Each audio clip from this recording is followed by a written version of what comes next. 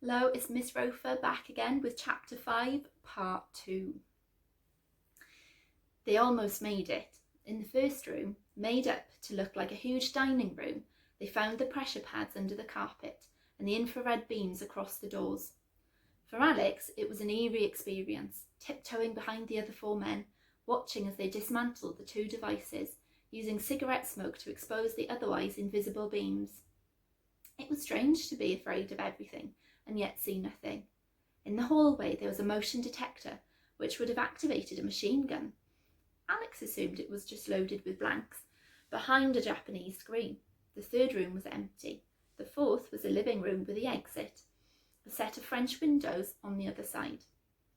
There was a tripwire, barely thicker than a human hair, running the entire width of the room, and the French windows were alarmed.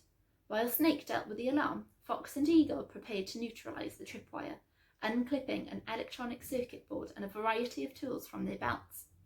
Wolf stopped them. "Leave it, we're out of here." At the same moment, Snake signalled. He had deactivated the alarm. The French windows were open. Snake was the first out, then Fox and Eagle.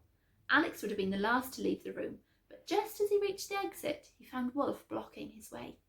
"Tough luck, 00 Wolf said. His voice was soft, almost kind. The next thing Alex knew, the heel of Wolf's palm had rammed into his chest, pushing him back with astonishing force. Taken by surprise, he lost his balance and fell, remembered the tripwire and tried to twist his body to avoid it. But it was hopeless.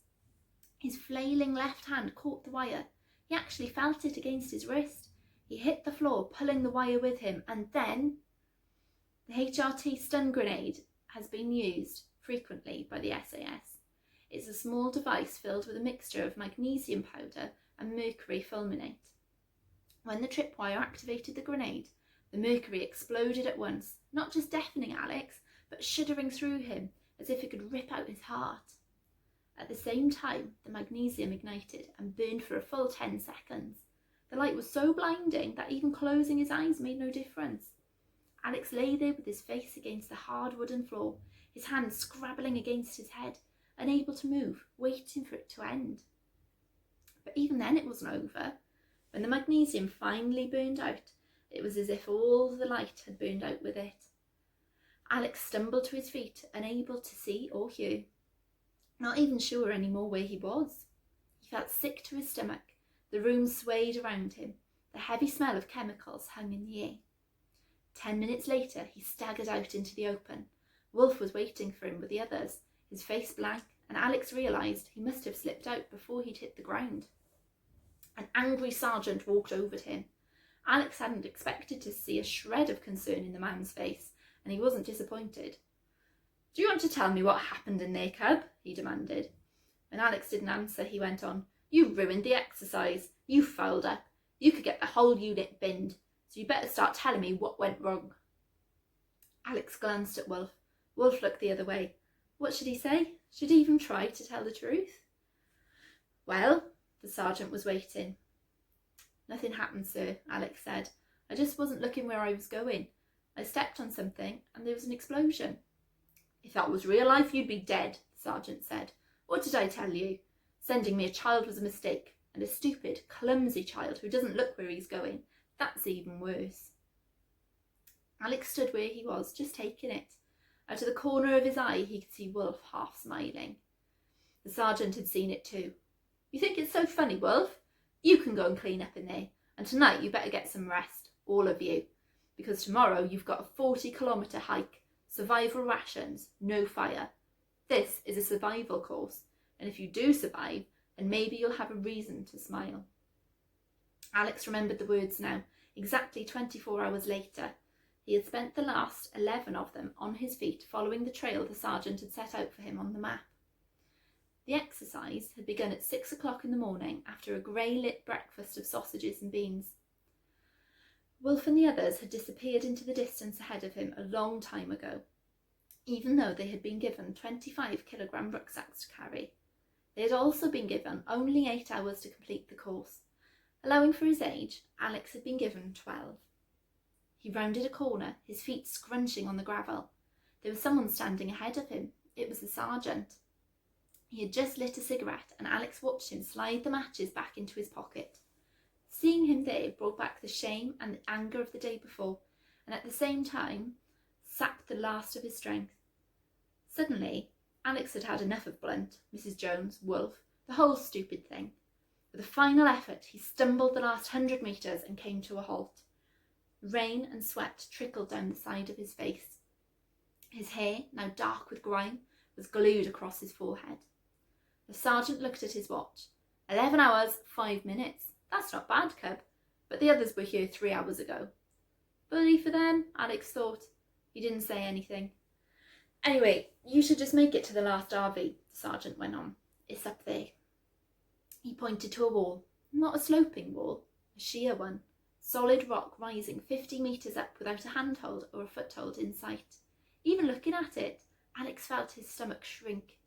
Ian Ryder had taken him climbing, in Scotland, in France, all over Europe. But he had never attempted anything as difficult as this. Not on his own, not when he was so tired. I can't, he said. In the end, the 2 words came out easily. I didn't hear that, the sergeant said. I said I can't do it, sir. Can't isn't a word we use around here. I don't care, I've had enough. I've just had... Alex's voice cracked. He didn't trust himself to go on. He stood there, cold and empty, waiting for the axe to fall. But it didn't.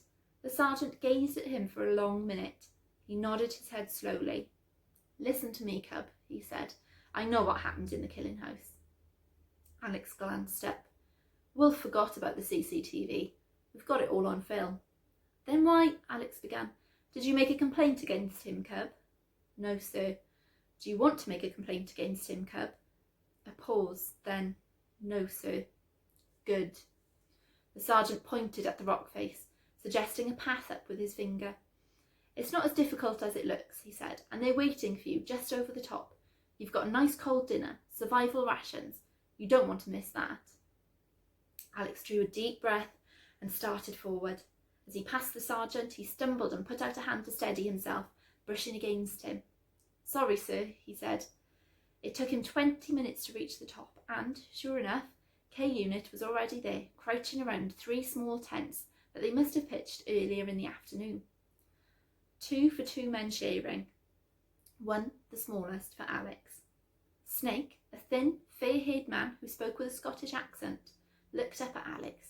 He had a tin of cold stew in one hand, a teaspoon in the other. I didn't think you'd make it, he said. Alex couldn't help but notice a certain warmth in the man's voice, and for the first time he hadn't called him 009. Nor did I, Alex said. Wolf was squatting over what he hoped would become a campfire, trying to get it started with 2 flints, while Fox and Eagle watched. He was getting nowhere. The stones only produced the smallest of sparks, and the scraps of newspaper and leaves that he had collected were already far too wet. Wolf struck at the stones again and again. The others watched, their faces glum. Alex held out the box of matches that he had pickpocketed from the sergeant when he had pretended to stumble at the foot of the rock face. These might help, he said. He threw the matches down, then went into his tent.